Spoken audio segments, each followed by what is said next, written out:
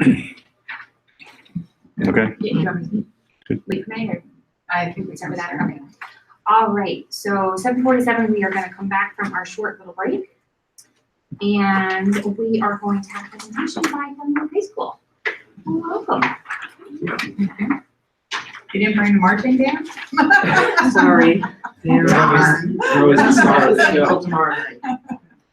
Yes, if you want to pass my phone.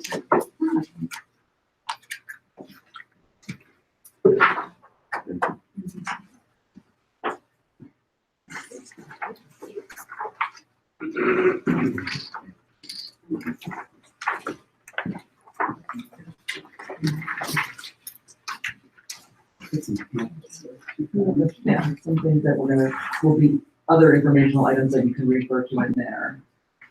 So welcome, or thank you for having us. Sorry, I'm used to the other side.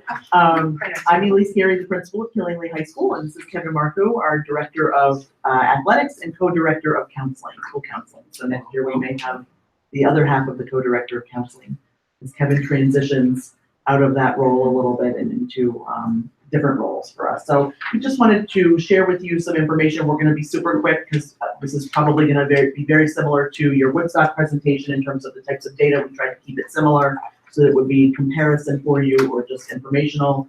The pamphlet that we're passing around is something that we use for the students that we recruit, whether it's international or local. So we recruit to about 13 towns, as you probably know, and internationally because we have the F1 status, which is, as your superintendent mentioned when we got here, we have just returned from a trip to China to share our school and recruit some students who may be interested in coming. And so we have a few students coming in here. So our mission statement is up here. I'm not going to read it to you. I'm going to quickly share with you that we are going through a NEASC accreditation. We were up last year or 2 years ago for NEASC accreditation. They've changed the process. They use a more collaborative kind of growth mindset process, and then what used to be a summative rating and then 10 years to correct it is now a collaborative conference, and then 18 to 20 months to create a plan to show growth, and then they come back after those 20 months. So we had our visit last year in the spring, and they're coming back in the spring of 2020. We've made a lot of progress in terms of our areas, and we've received many commendations for the work that we do in high school around curriculum pathways, and around supporting our students and experiencing lots of opportunities in their areas of potential interest while they're at the high school before they leave, so that when they leave, they're not testing out college classes and realizing they may not like it, or testing out a college process in terms of whether it's a job choice or a technical choice. So we have 29 pathways that our students can achieve while they're at the high school. They're in the pamphlet for you to review. They're clustered in different areas. And we do hands-on experience as well as off-site experiences for most of those pathways. Quickly, we wanted to share the matriculation that we have so far. These are not all of the colleges the students apply to. This is strictly where they're attending. So these are your students from Brooklyn and where they plan on attending in the next year after they leave us. The bold colleges are the multiple students are going to the same location. Last year.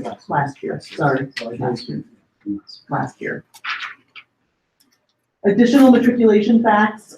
We have, as we coded, we do not code everywhere they apply. So I know that may be a little different from your Woodstock report. So I just want you to note that it's different. 75% went to college, and then 71.4 went to a 4-year school, and 29 attended a 2-year school. 7% went to the military, 7% went to employment, and 11% we are not currently aware of what they're doing. They may be employed at this point, but they weren't when they left us. So I'm going to turn the podium over to Kevin Marco. So a little bit about our advanced placement program. It has grown tremendously. This is the data from last year, but if I could just talk a little bit about the history of that. Going back to really about 2010 and 11, I've been at this for a while. As a director of school counseling, we really started to pay attention to our advanced placement numbers, and we would have college board reps come in and kind of basically criticize our program, rightfully so. Because in 2010-11, we had 59 exams given in the school, about 800 or 900 maybe at the time. It was a very low number. And we, to our credit, we invested a lot of resources and time and professional development to take a look at that, good hard look. And it was kind of a perfect storm for us. It was a grant called Project Opening Doors. Some of you may have been familiar with that. That's main mission was to increase enrollments, but also maintain high passing rates. So our passing rates, we're very proud of our passing rates. They hover around 70% every year, which is the national average, somewhere just over 50, if you looked at that globally. So we didn't have a problem with passing rates, we had a problem with enrollments. And so over the last 8, 9, 10 years or so, we've really taken a look at that. We've increased our numbers. We're continuing to talk about increasing our numbers for next year and beyond. Last year's data, we had 88 students, so we've increased that, but we've really increased the number of exams. So there's two things when you look at AP. You look at the number of students and you look at the number of exams. So that 59 exams in 2010-11 was only about 35 kids. It wasn't a lot of students at all. Last year was 88, took 131. 16 of those students were Brooklyn students, and those 16 students took 23 exams. Our school last year was 67%. Again, we're very proud of that. I'll talk about that a little bit more in a second. The Brooklyn students were 69%, so they're trending the same as our students, a little bit higher, which is exceptional and much higher than the national average. What I'll say about advanced placement is just like you guys deal with numbers all the time. Sometimes numbers can be manipulated a little bit, or you can look at it one way, but really you can look at it another way.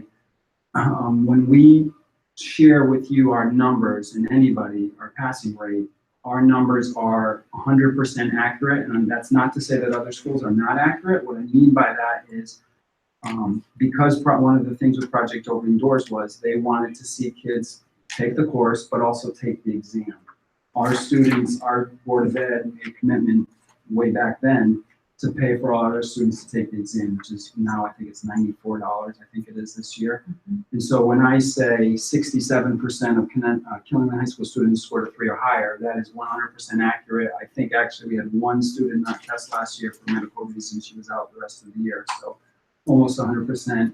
Other schools, some of your sending schools, and this is not a dig on them at all. Please don't interpret that way, but I'm just saying that our numbers, when we look at our 67 parents, everybody's taking the test. Other schools, not every student is taking the test. So their numbers could be, you look at those and say, oh, they have 80%.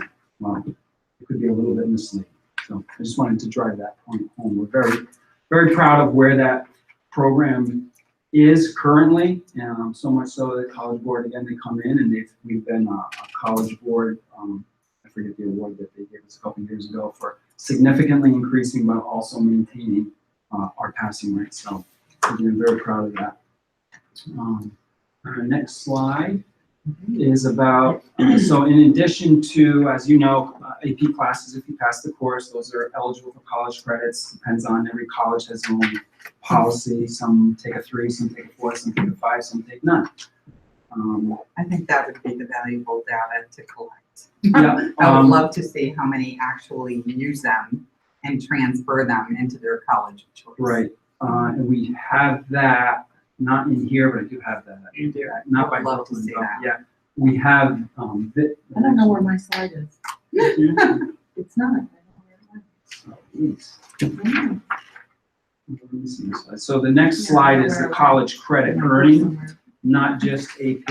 Is it do you have that? So we have, in addition to the APs, there's 17 other courses with articulations through QV, Eastern, and UConn, just like the other high schools that your students send. Our school has 17. We looked at that data from last year, which is pretty interesting. We never really took a hard look at that, of how many kids are passing and what does it actually mean. We have a great reunion, or I guess it's alumni panel discussion. We have the students, the graduates come back the day before the winter break. And we have them speak to our younger students, juniors, current seniors, junior sophomores, to talk about this process. And I kind of got my wheels turning a little bit about what's the volume, what is it, how significant is it? And so looking at that last year, these aren't just all seniors, because some of the students who took these courses are juniors or even sophomores. 338 passing grades that were college credit eligible. And if you just work that out, do the math, it's well over $900,000 in savings that those students have saved. 1,005 credits that were transferred, and those are those students who come in and they say, we ask them across the panel, how many did you transfer? 12, 16, 15, 3, 9. My school took none. It goes right across the board. So very significant, very attractive for students, obviously Brooklyn students who want to come for the high academics in addition to the pathway and the athletics and the music, etc. So there's quite a lot of opportunity there in those college credits. Okay. Test 7. And just want to slide about our honor roll. So this was from our first quarter this year, 325 students. We are somewhere hovering around 800 students in our building currently.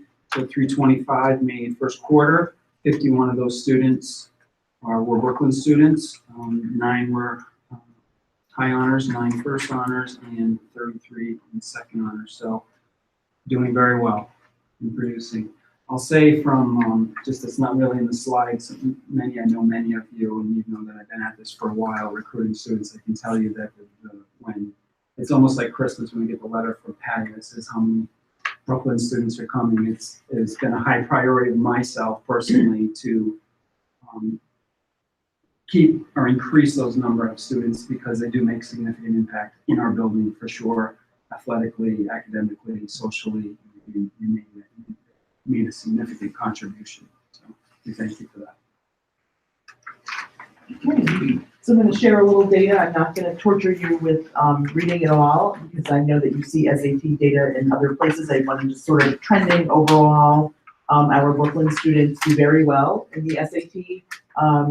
The year-over-year comparison data, they're in most cases a little above our Killingly students as a whole or our collective group, but in the same vein, they're pretty stable in terms of staying with us. But in the 2018 year, they were a little higher. At the bottom of this, obviously, are the levels that are expected in terms of proficiency, all of the levels 1 through 3 and 4. But overall, our Brooklyn students are staying with or a little above all of our Killingly students, as Kevin was talking about, the trend. And we test the PSAT from grades 9 through 11 for all of our students. And these are the results between Killingly and Brooklyn over the last 3 years in terms of where we fall. So again, we have a stronger group in 2018, or part of 2018, the Brooklyn students were much stronger than our Killingly students, as you can see, but overall, the Killingly and Brooklyn students in the other 2 years are trending, 17 and 19 are trending at about the same.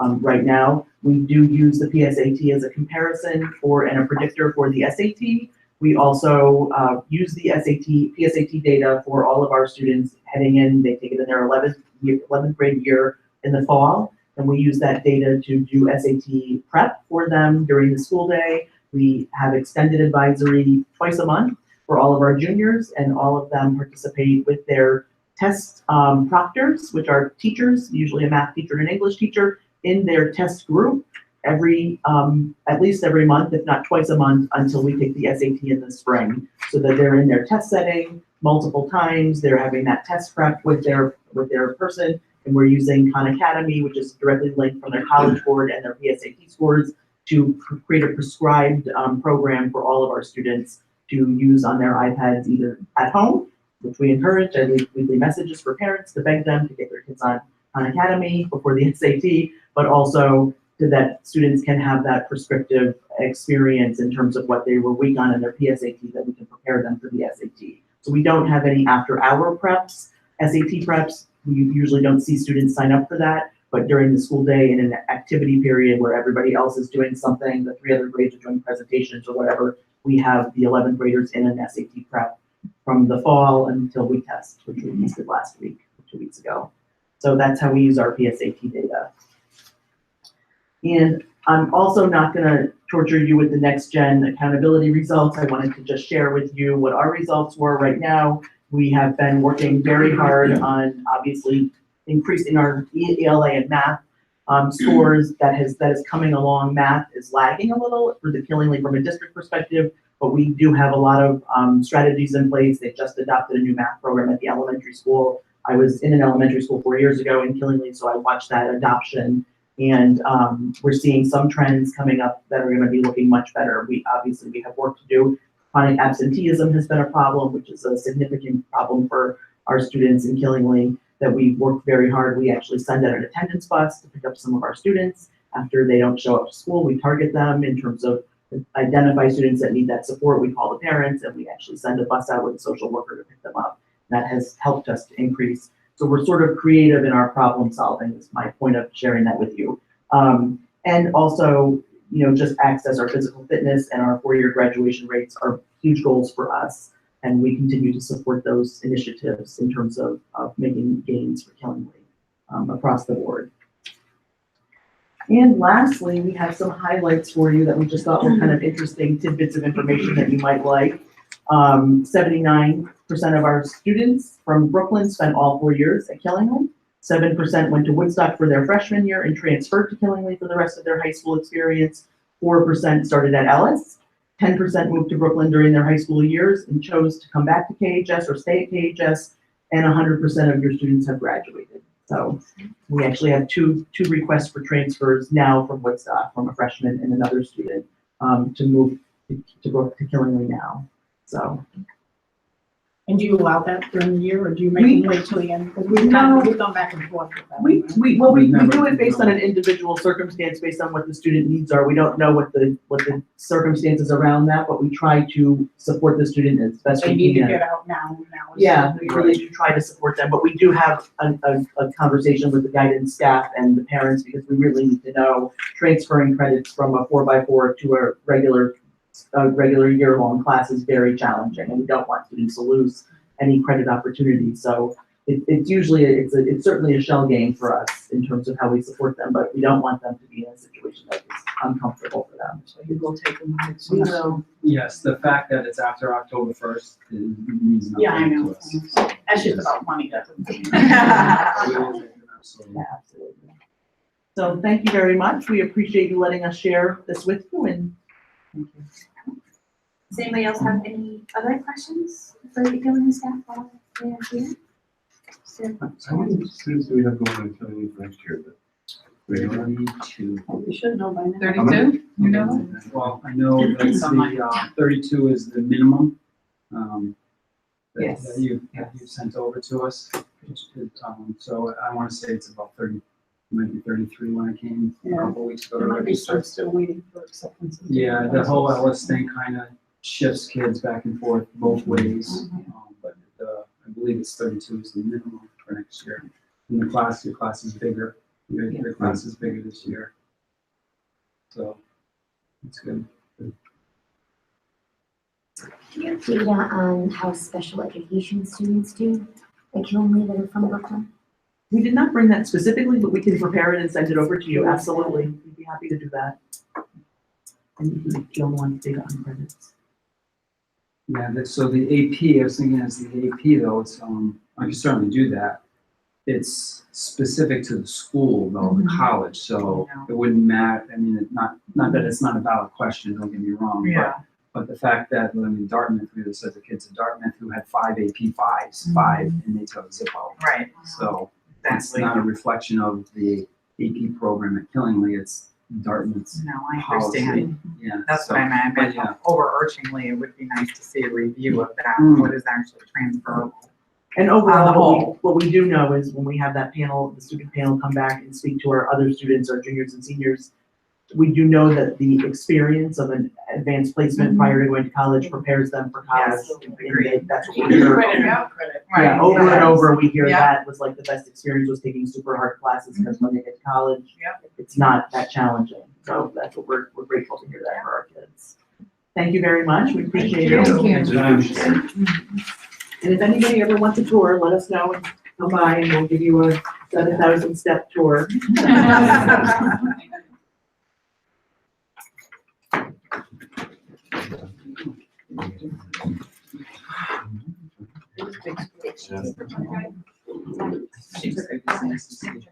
Yes, thank you. It's been a lot, it's been a lot. Hey, on your way back to Killingly, stop and get ice cream on the way. Thank you, yeah. You have stock in this ice cream? I'm just wondering. helping, I'm just helping. Just kidding. It goes for It goes to the, scholarships for. Yeah, to the Yeah. back, yeah. It's ice cream, how can you not? Should have had some delivered.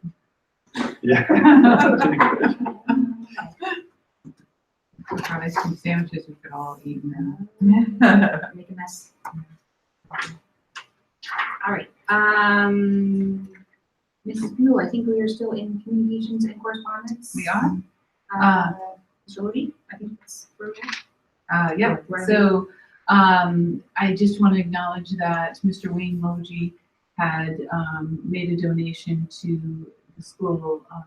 His wife was the librarian there, and they created this, it's called the Book Nook, and in her memory.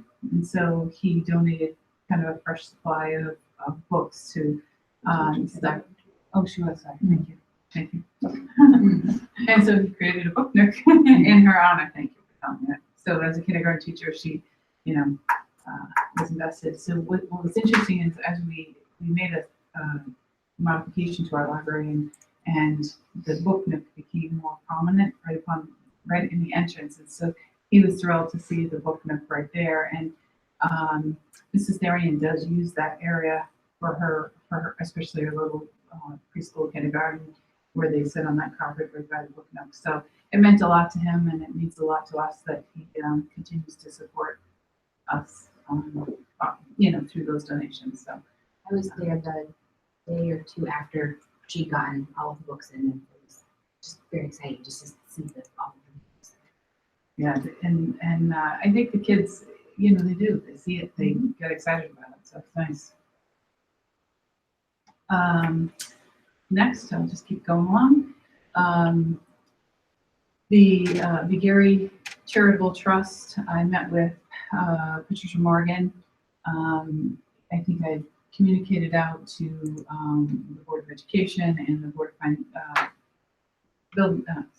Capital Committee has heard that the Mcgary Trust did commit to donating, and I received a letter to that effect. It's in here. I don't have a thank you letter written to her yet, but I did want to acknowledge that on behalf of the Mcgary Trust, they donated $40,000 toward the purchase of computers, so $10,000 each year toward our Chromebooks. Mhm. And so really the idea was that she wanted to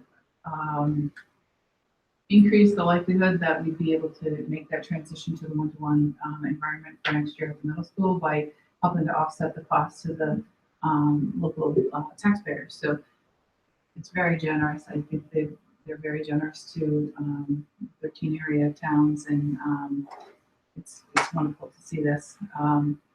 They also, she also committed to $12,500 toward the STEAM programs.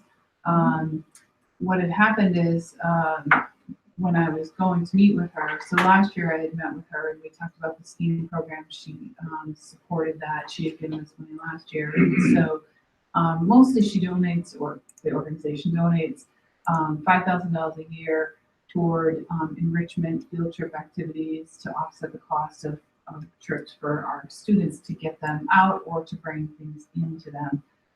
So that's a $5,000 every year for 3 years.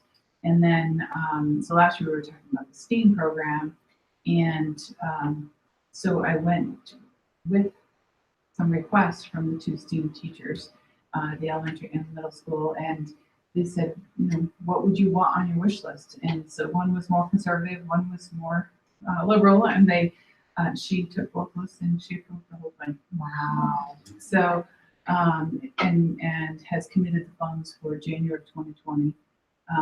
Those include some 3D printers for each one of the schools, some of the filament materials, printing materials that you need to do that was part of the wish list at the middle school. I think one of the ideas for that school was, they're building these amazing things with the technology. If they can print them, it just kind of brings it to closure.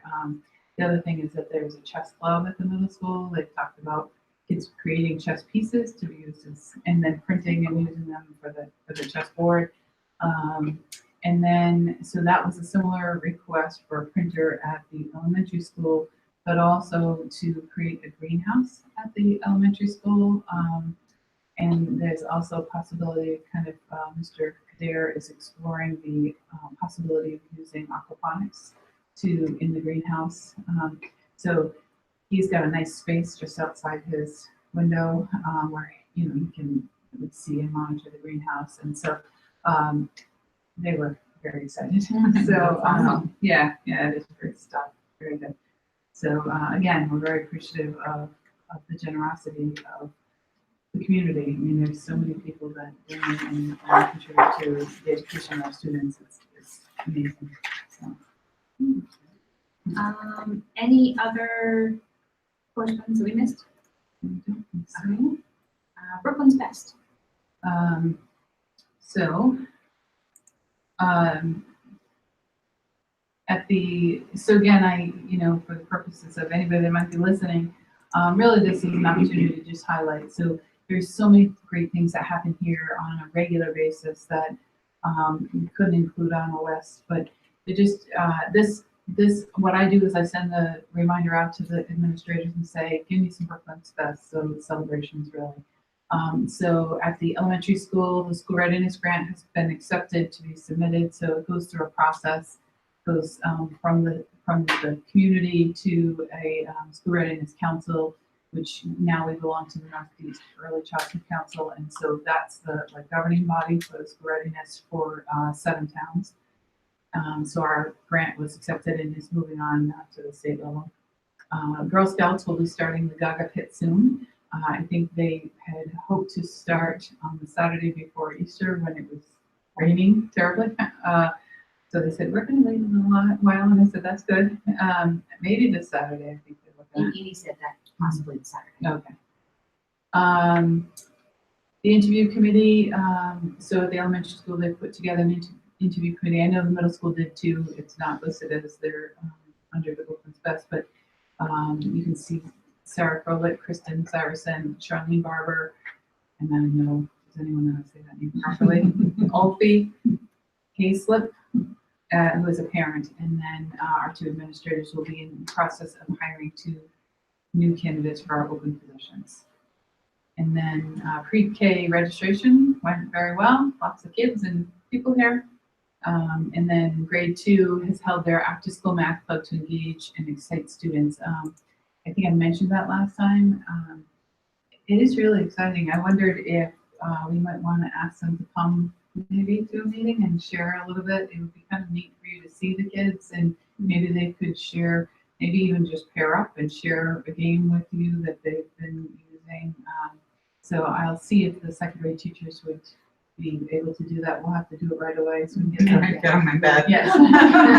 Or they fall asleep on us. But it might be nice to see the second graders. Yeah. At the middle school, 5th, 6th grade students were sent to the invention convention at UConn. The 5th grade field trips to the opera, had field trips to the opera, New England, and state capitol. I do have some pictures I need to post. I finally got back on the blog, so go there. I finally got some things up there. I got pictures from the play. The format changed, and I'm struggling with it, but I think we're good now. There was a group of 8th graders who attended the Human Rights Conference at the Woodstock Academy, and I put a link there. This is on the webpage, so I will just let you know that the 2 schools do a good job of trying to keep the stories fresh on the webpage, and so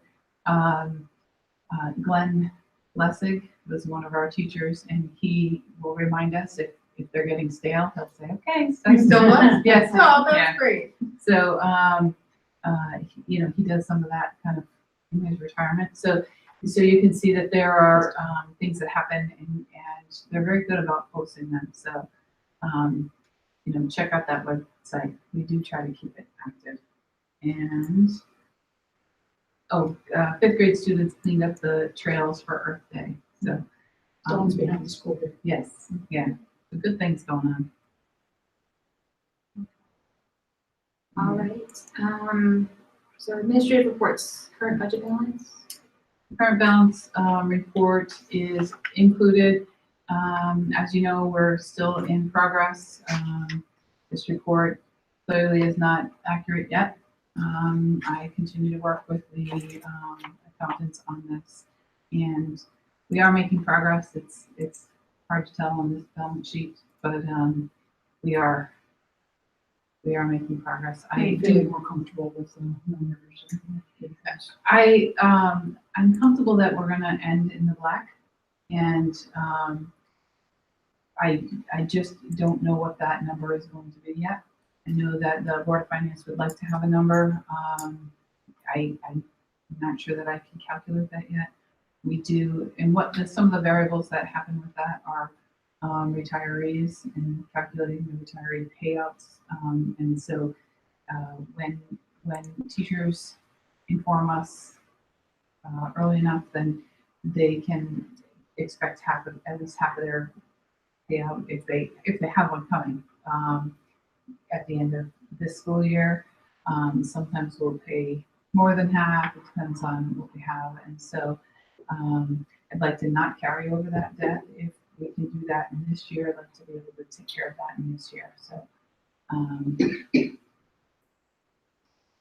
the grant report is also there.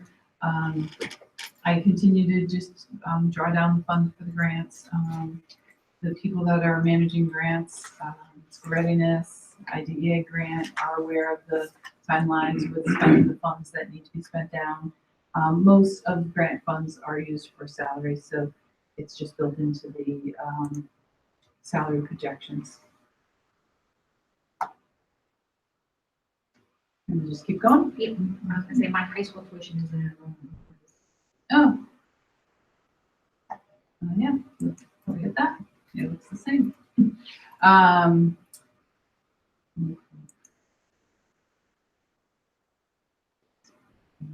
sorry. The high school tuition report should be. So this really high school tuition doesn't change much because once we hit October, we're paying a rate. Sometimes things will change if a new student move in, and depends on if they need additional services, but that doesn't necessarily affect the tuition rate. So and our high school numbers have increased slightly, which kind of takes us right into the next report. It's this. If you look at the overall change, I don't have the total on the bottom, but we went from 1,320 students in March to 1,333. It was a high change. I think that there were a couple of the out-of-district students that for a couple months we had it carried at 18, but that number I think went up. It did go up in the month of April, but I think there was a couple before that too. So, but we did have, we had several students move in just this month. So, And as far as enrollment, you did the pre-K screening. How is our incoming pre-K kindergarten classes looking as far as sizes? Obviously, it's been targeted, no change 4 or 5 times. at this point, there's not a concern about overflow or numbers. What they like to do is get the numbers and then look at the locations in morning, afternoon, and so I don't have those numbers yet. I think they're working on that, and Cindy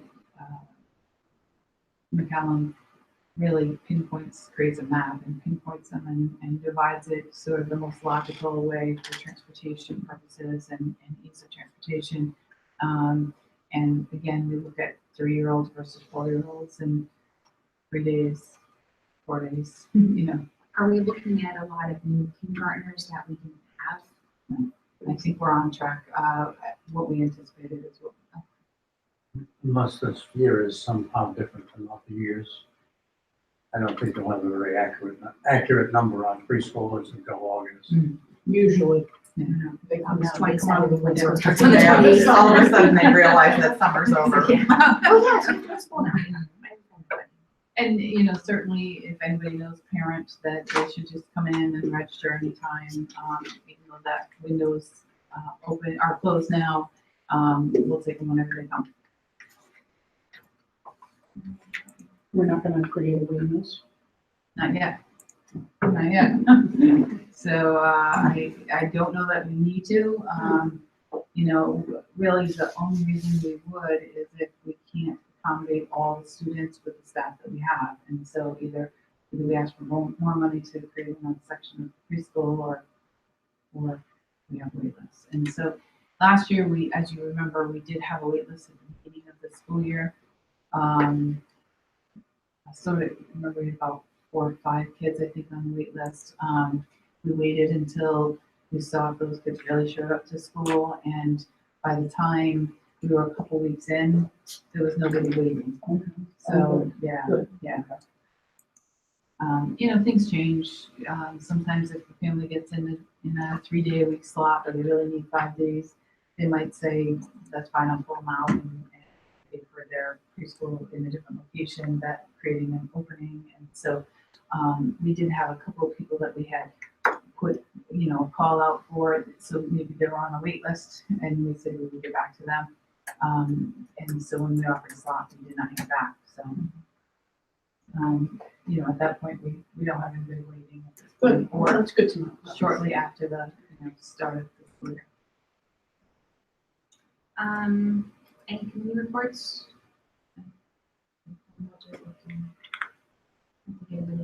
Building committee did approve the ed specs, just like we did here.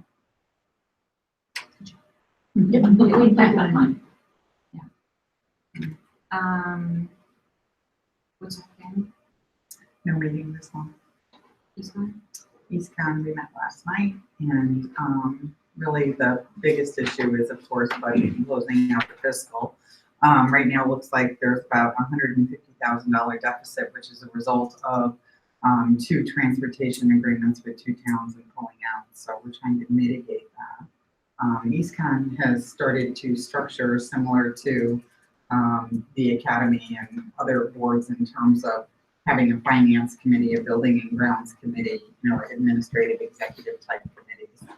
So it's building out that way. That's probably the big news. Killing them? Finance met 75 times in the last 3 weeks. No, wait, you didn't meet last week. No. No, Last night. okay. I'm trying to think, I'm like, who's met when? I was in the hospital and Rick was in Denmark, so it was hard to. That's okay. No, but finance has been meeting, getting all of the budgets from the various boards and committees. And just moving forward, it's likely that we will meet at a greater frequency than we have in the past. You all know from reading the newspapers that the governor is fighting with the legislature about his budget, and I don't expect that we'll have. I think we're going to have to move the date for the public hearing and perhaps for the budget meeting, because we don't expect to have accurate information about revenues until close to the end of May. Capital met last week. We didn't have a quorum, so it was just a discussion going over the request that we had.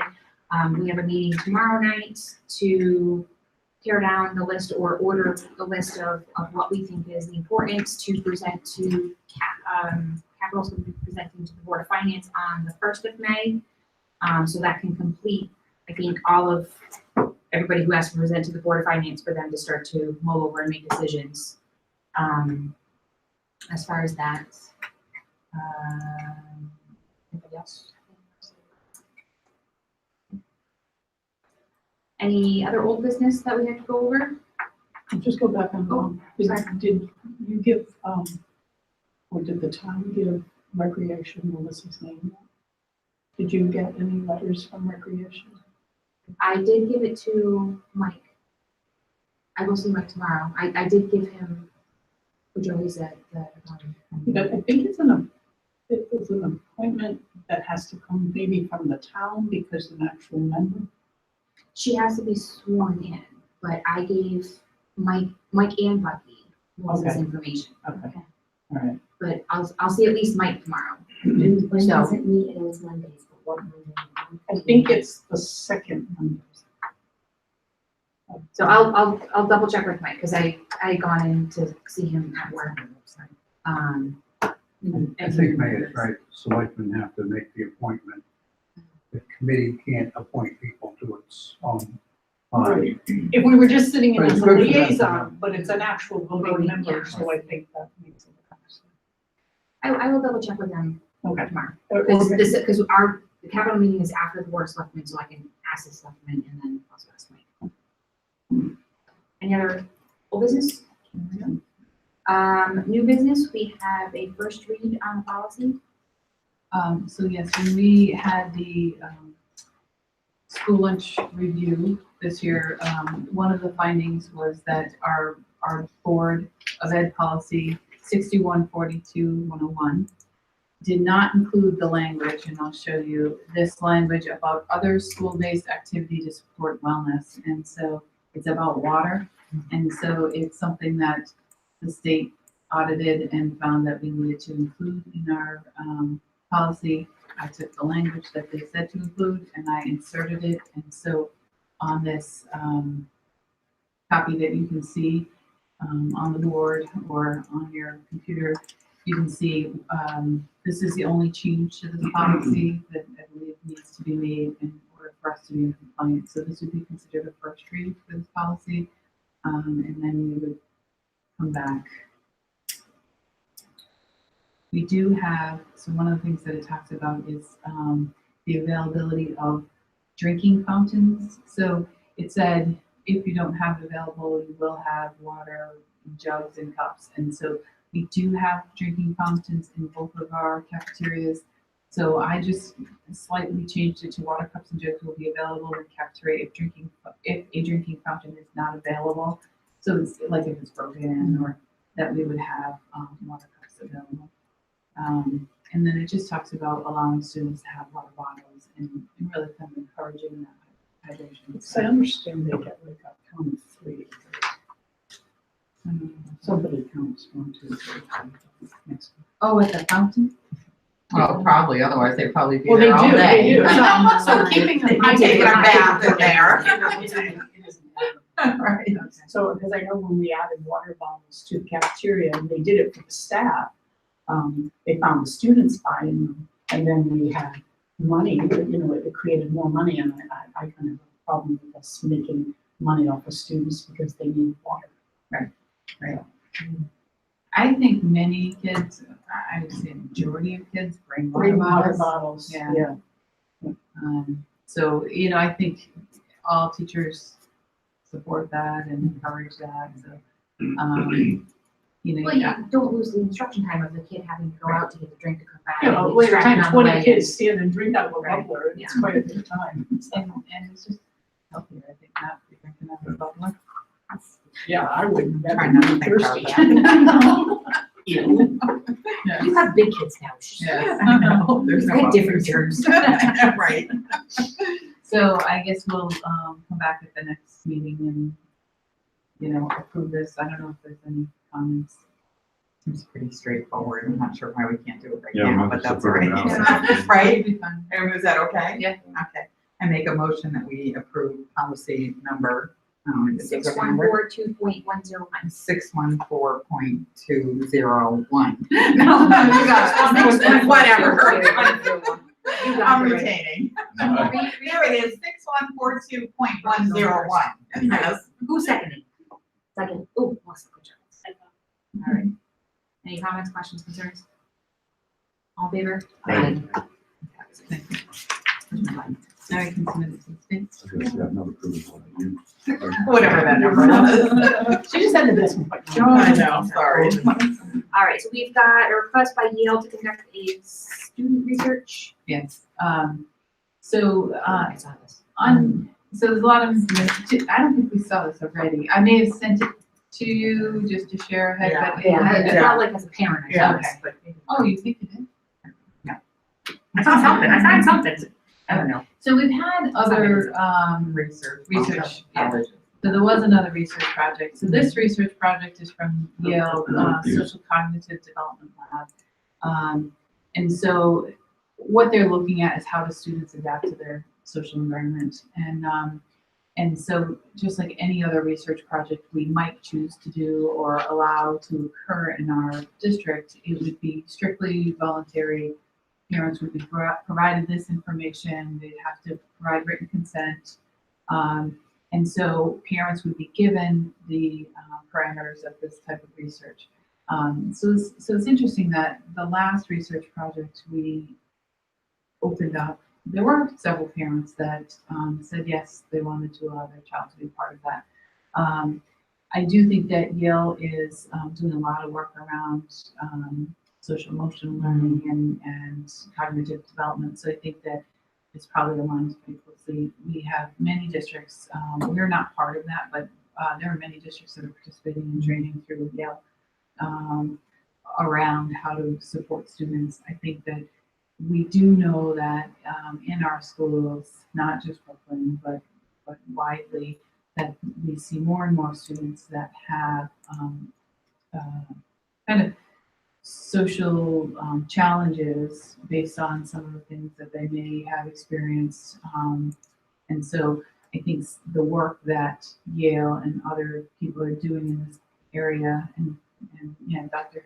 Harkins, you would probably know this well, that I think that it's important to support this kind of work. Yeah, it's voluntary, so if you don't want to let your kid do it, then don't do it, so. So I would suggest that we make this available to families, and then they can choose to participate or not. It would not interfere much. There's about 15 minutes of time during the day where the students would be surveyed or interviewed with a researcher, I guess. So I would entertain a motion to approve the request by Yale to conduct the student research. So moved, parental questions. Great. So moved. Any further comments, questions? All in favor?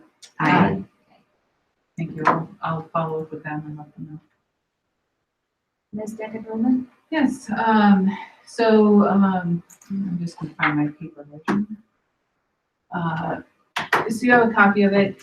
I'll just kind of point out what I noticed. So on the first page is just some of our current or historical up to current data. And so if you look at the bottom right, you can see the percentage changes. So in the 10-year trend, there's a reduction in the change, or there's a negative percentage change. But in the last 3 years, the percentage, so 16-17, it was almost a 0.5% increase, 17-18, a 0.3% increase, and then 18-19, a 3% increase. So in our enrollment, so it just shows you, it's probably not enough to say there's a trend, a big trend there, because the overall trend is still a drop, but it does show that information there. What they do is they take this information, they kind of slice it a variety of ways. I think some of it's redundant, but if you go to the third page, so this is a bar graph version of our enrollment on page 2, and then if you go to page 3, you can see, so these are projected enrollments.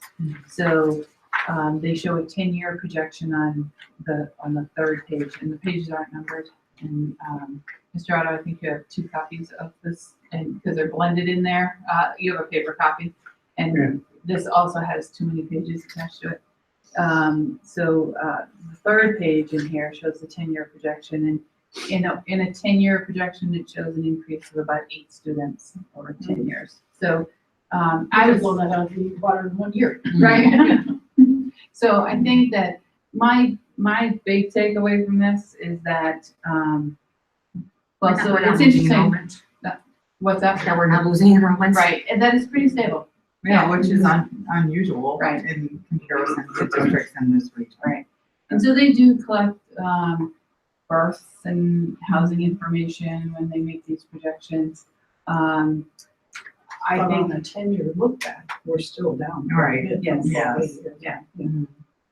And so the next 10 years, though, it looks like it'll be somewhat stable. So the next bar graph, if you're a bar graph person, shows 2018, there's 1126, and then in 2028, there's 1124.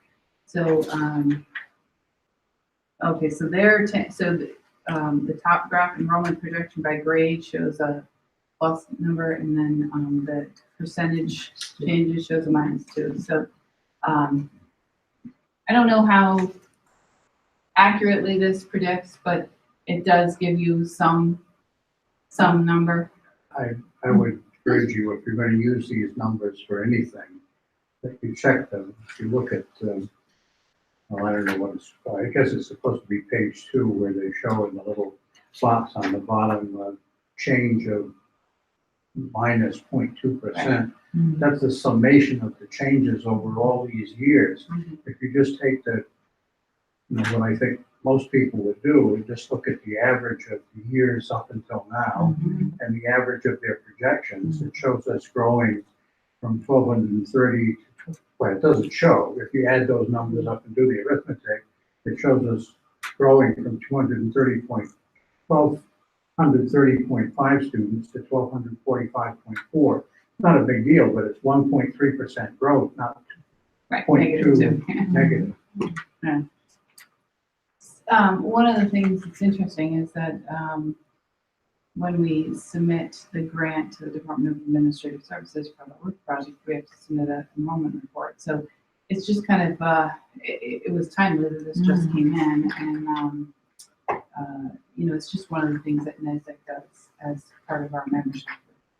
And that, including that with the DAS report is basically, would that basically be proving that you don't have such drastic decline in enrollment that you'd be potentially shutting down a building in 20 years, so.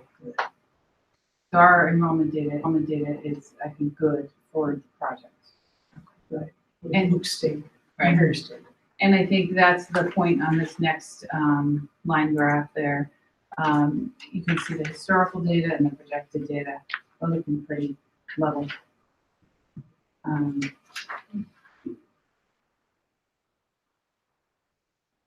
The next slide shows kindergarten enrollment history there, and it shows births. So they project what kindergartens look like based on births. So it's it's just a number, and it's old data, but it's just a number that you can look at. So if you see in 2014, we had from 14 to 15, the births decreased, but then in 16, the births kind of went back up and actually increased. And so, our kindergarten enrollment 5 years after their birth, we can project will be. Oh, we see that now with the fluctuation of our grade levels. We've got, grades quoting maxing in 5 classrooms and grades barely making 4 classrooms. So we've already seen that for a couple of years now with that. Okay, this teacher now moves to this grade and back and forth. And so it just shows that we'll keep doing that. Right. At least, those kids that, so the difference between 2014, 15, 16, we're going to go up, down, up. So.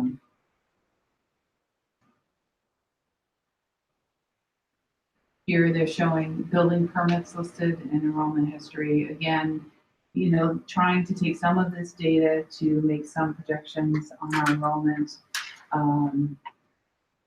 Excuse me for interrupting, but I wonder if there's anyone here that believes there's only one student from Brooklyn that goes, say, to St. James Parochial School. I think they have a pretty big error in their data there.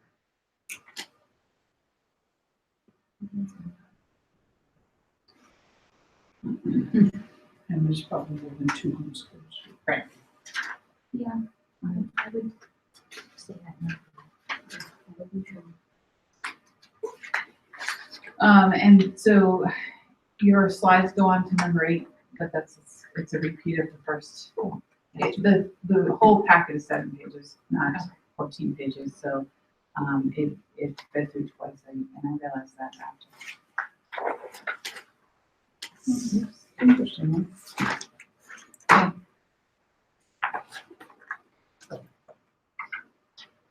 All right, public comment. You're right.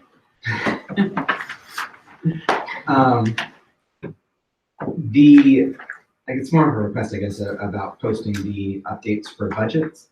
And it was only because the last one that I saw, that was a combination of town and school, had quite a big discrepancy in revenues, which are expected numbers versus expenditures.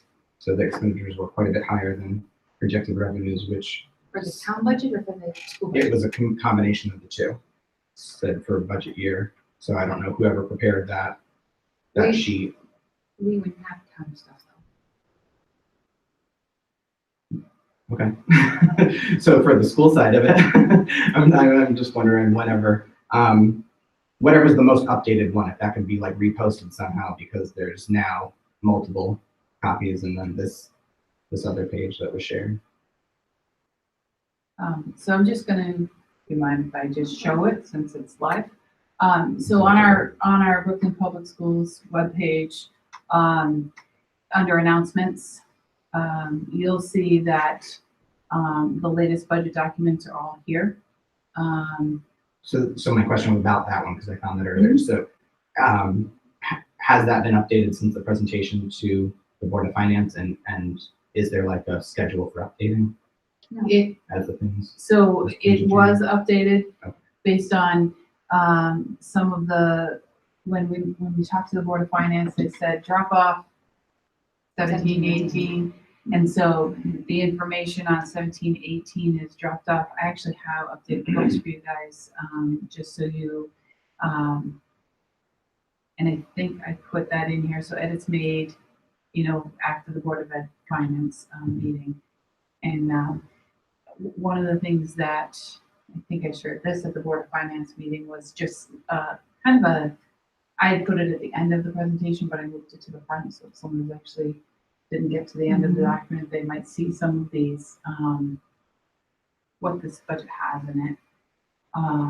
So there's one of the pieces that I added into it for the board is what the budget increases relate to. Transportation is $153,000 increase. Staffing is, there's increased high school tuition. One of the things that when I talked to the Board of Finance, they said, well, what are the big increases? And I said, well, these are the big ticket items. And so it's a little bit easier for someone to just look at this document and say, okay, those are the big items. One of the other pieces that someone had asked is, could we see what comes in grants? And so I included each one of the grants. Now, some of these grants are 2-year grants, so this is the projected 1 year's worth of the grant money that we use. So, so all of the grants together. Now, that does not include a donation of $10,000 or $12,000, but the grant money is, you can see grant totals are about $1 million, 1.131. So the point is, the feedback that you got from the Board of Finance is reflected in the documents that exist. Yes. Okay. Yes. The changes are all to improve the readability of it and to add, in the case of the grants, add It didn't that change piece of the actual information. number. Right. It doesn't change the budget No, request. no, it just gives more detail. And then finally, I would just say that one of the reports that I was trying to run is this report, which I ended up being able to run. So it's grouped in here by object. So we had that ability last year. So looking at the salary page versus the location page. So all, this page shows all the salaries on one page.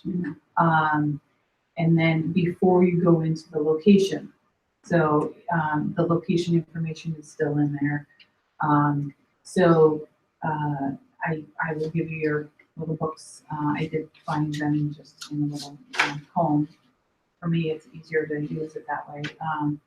And it still may change, but we're closer to the end now, so I wanted to at least put it there. So, as far as the community is concerned, we do have some updated information, and it was just put in there recently. I recently received a question about, the Spanish instruction, what does Spanish look like in 7th grade? So I put the answer in there. I put some updated information about when the next meetings are, why should you attend?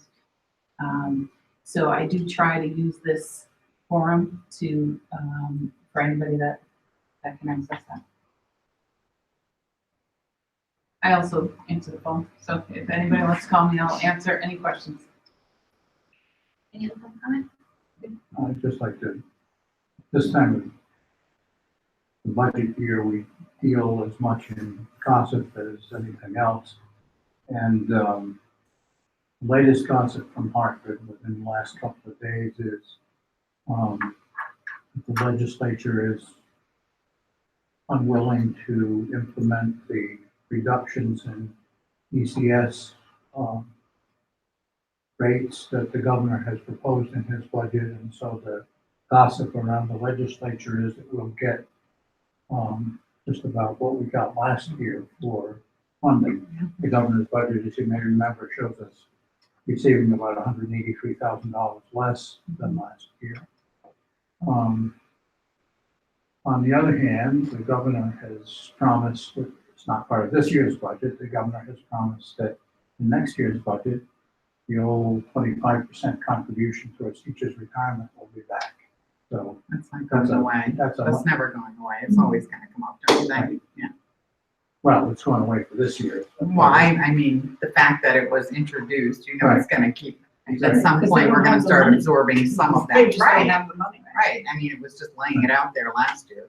It's gonna keep creeping. So, the Board of Finance is going to be looking for, if it's not May 1st, it's May 7th, or May 5th. We're going to be looking for the best estimate of the amount of your budget that you can return at the end of this year. And it'll be a good thing if you can do that and generate a surplus next year, because we're going to need a big contribution to pay for the 25% of teachers' retirement. That's it. And I just also mentioned that on this webpage, there's also the capital improvement request document is in there too. So anybody can go in and look at that. That has been presented. Anything else? Go for that. All right.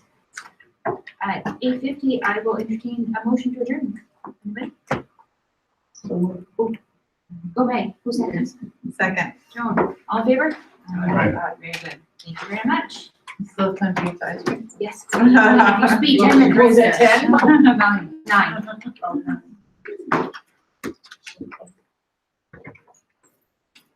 What's that?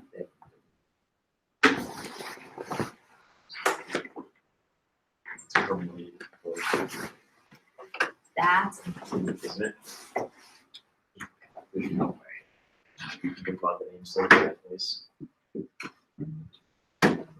How do I sign out?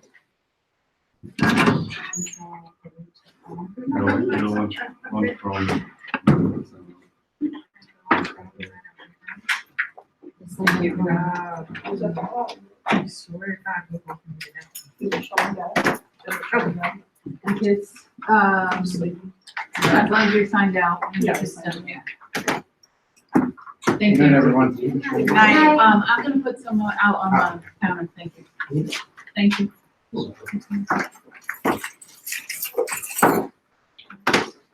So are we not discussing the election thing? We don't. You guys are still on the, tape. Oh. No, You're fine. No, I'm just, no, you're right. I forgot about That's that. not a conversation that we have to have in college. For now.